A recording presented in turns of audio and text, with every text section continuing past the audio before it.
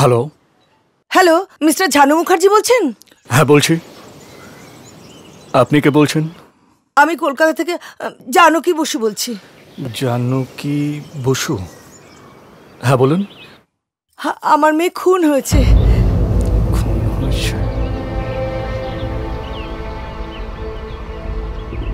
কখন? গতকাল সকালে।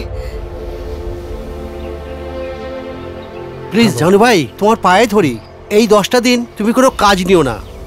এই 10টা দিন একটু সমুদ্রের হাওয়া খেয়ে এই শরীরটাকে একটু তরতাজা করে ভাবছি। দেখছি। হ্যাঁ শুনুন দিদি, আমরা একটু মুম্বাই বিশ্রাম নেওয়ার জন্য এসেছি, তাই আমাদের এই মুহূর্তে যাওয়া হচ্ছে না। 100% রাইট। চুপ। হ্যাঁ বলুন। প্লিজ ঝানুবাবু, যত টাকা লাগে আমি আপনাকে দেব। আপনি এই কেসটা হাতে না নিলে আমি সুবিচার পাবো না। বুঝতে পারছি। আপনি একটু তাড়াতাড়ি চলে এসে আমার কেসটা আপনি নিন হাতে। ঠিক আছে, আমি আজকে রাতের ফ্লাইটেই কলকাতা রওনা দিচ্ছি। ধন্যবাদ ধন্যবাদ, ঈশ্বর আপনার মঙ্গল করুন। রাখছি দিদি। হ্যাঁ ঠিক আছে। বেড়ানো হয়ে গেল, চলুন ওঠা যাক। হাওয়া খাওয়া হয়ে গেল, কি আর করি, চলো।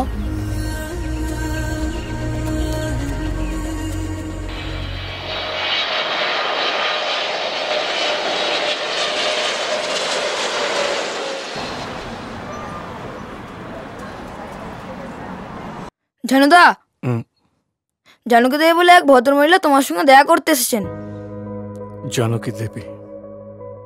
নিয়ে যা।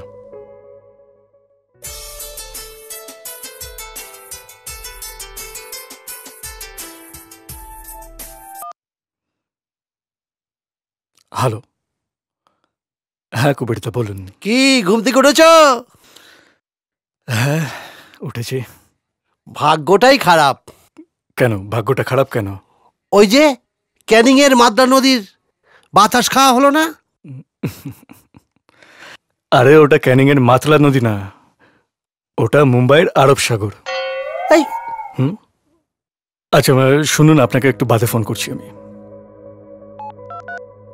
হ্যাঁ আসুন ম্যাডাম প্লিজ। নমস্কার। নমস্কার। আচ্ছা আপনার মেয়ে কিভাবে খুন হয়েছে? আমার মেয়ের গত বছর বিয়ে দিয়েছি। আমার মেয়ে গঙ্গা, আমার একমাত্র মেয়ে। ওই মেয়েই খুন হয়েছে। আচ্ছা আপনার মেয়ের শ্বশুর বাড়িটা কোথায়? মধ্যম গ্রাম, খুব অবস্থাপন্ন পরিবার।